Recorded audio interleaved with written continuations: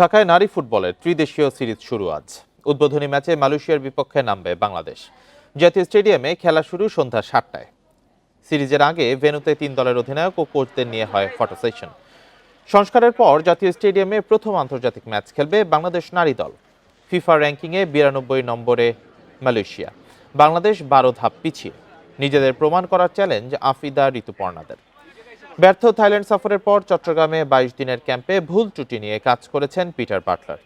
এই সিরিজে তার ইতিবাচক প্রভাব দেখতে চান হেড কোচ। অস্ট্রেলিয়ায় এশিয়ান কাপ আগামী মার্চে।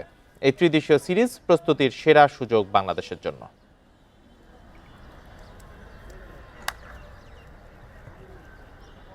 আমরা অবশ্যই চেষ্টা করবো যে এর আগে তো আমরা ভাবে খেললাম, এখন কোচ আসার পরে সেভাবে খেলাচ্ছে। আমরা অবশ্যই চেষ্টা করতেছি কোচের কথা মতো চলার, অবশ্যই এটা ভালো হবে। Azerbaijan are 74 in the rankings, I think. Malaysia Azerbaijan র্যাঙ্কিংয়ে অনেক এগিয়ে। আমি বাস্তববাদী, এখানে জয় পরাজয়ের চেয়ে খেলায় উন্নতি করাই মুখ্য। আমাদের বুঝতে হবে কোন পরিকল্পনায় খেললে ভালো হয়। ওদের সেটাতেই অভ্যস্ত করা হচ্ছে। Whether we win, whether we lose, whether we draw,